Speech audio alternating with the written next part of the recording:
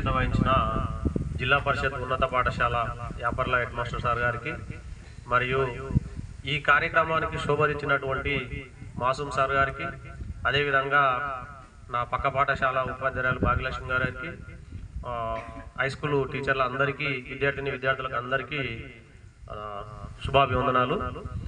అయితే ఈ కార్యక్రమంలో ఇంత మంచిగా ఈ శోభ రావడానికి ముఖ్య కారణం ఏంటంటే, మాసూమ్ గారి కళ్ళలో ఒకరోజు ఆ రోజు నరేందర్ రెడ్డి సార్ గారికి సన్మానం చేసిన రోజు చూశాను అనమాట. నేను కూడా పిల్లలకు పూర్వ విద్యార్థుల తరఫున ఏదో ఒకటి మంచి బహుమానం ఇవ్వాలి అని ఆయన ఆలోచించాడు. ఆ రోజే అనుకున్నాం ఏదో ఈ నుంచి మనం ఎక్స్పెక్ట్ చేస్తున్నామని. త్వరలోనే మనకు ఆ కోరిక నెరవేరింది.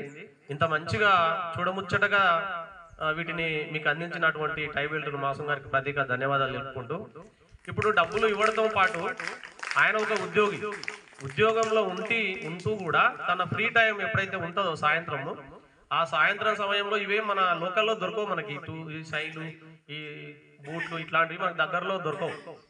సరే, నారాయణపేటలో జాబ్ చేస్తూ నాకు తెలిసి సిటీలో వెళ్ళి తీసుకొచ్చింటారని అనుకుంటున్నాను. అవునా సార్? హైదరాబాద్లోనే అంటే అక్కడ నుంచి అక్కడ కూడా మళ్ళీ దగ్గర 100 కిలోమీటర్లు ఒకరోజు పోతే తీసుకురాలేము.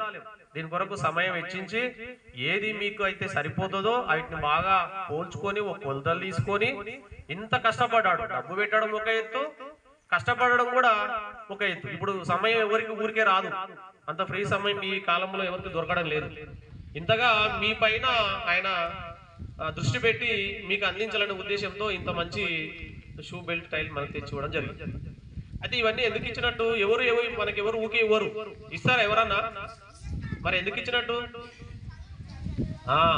నేను చదివిన ఏ తరగతి గదులు ఉన్నావో ఆ తరగతుల్లో నాకంటే ఇంకా ఉన్నతంగా ఎదగాల్సిన పిల్లలు చాలా మంది ఉన్నారు. వాళ్ళ కొరకు నేను ఈ చిన్ని సహాయం చేస్తాను. ఆయన ముందుకొచ్చి ఈ సహాయం చేసింది. దీని కొరకు మనం కూడా ఏం చేయాలి? తిరిగి బహుమానం మనం ఇవ్వాలి.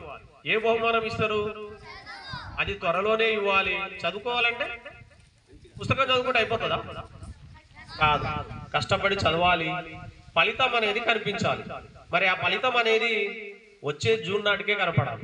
ఇప్పుడు వచ్చే జూన్ ఉంది కదా, రేపు మళ్ళీ బడి మూసిన తర్వాత తెరుస్తారు కదా, ఆ జూన్ నాటికి మనకు ఫలితం కనపడాలి. ఏ ఫలితం మీరు కనిపిస్తారంటే, ఇప్పుడు ఎప్పుడైతే మీకు అందం వచ్చింది, ఇప్పుడు నెత్తి జుట్టు లేస్తే చింపిరి అనిపిస్తుంది, కొంచెం దువ్వుకుంటే ఎట్లుంటది? మంచిగా అనిపిస్తుంది. అదేవిధంగా మీకు టై బెల్ట్ వేస్తే ఇప్పుడు ఒక అందం వచ్చింది, రేపు షూ వేస్తే ఇంకా బాగా అందం వస్తుంది. దీంతో పాటు మీరు శుభ్రంగా తల దువ్వుకొని మంచిగా పౌడర్ వేసుకొని, అందరికి అలవాటు ఉంది కదా, ఇప్పుడే తయారు కావాలి, పెద్దగా తయారు కాదు. ఇక నేను చూడండి, ఇవన్నీ ఉంటాయి. అందుకనే చిన్నతనంలోనే మంచిగా అందంగా తయారు కావాలి. మిమ్ముల చూసి ఎవరు ప్రేరేపితం కావాలి? ఆ పేరు పడిపోతున్నారు ప్రైవేట్. అరే, ఈ ఊర్లో ఉన్న పాఠశాలలో ఇంత చక్కగా తయారైపోతున్న వాళ్ళ తల్లిదండ్రులు ఒకసారి మన వైపు కన్నెత్తి చూడాలి. మన యాపర్లలో చదువుతున్న పిల్లలు ఇంత మంచిగా తయారయ్యి, ఇంత చక్కగా తయారయ్యి స్కూల్కి వెళ్తూ చక్కగా చదువుకుంటున్నారు.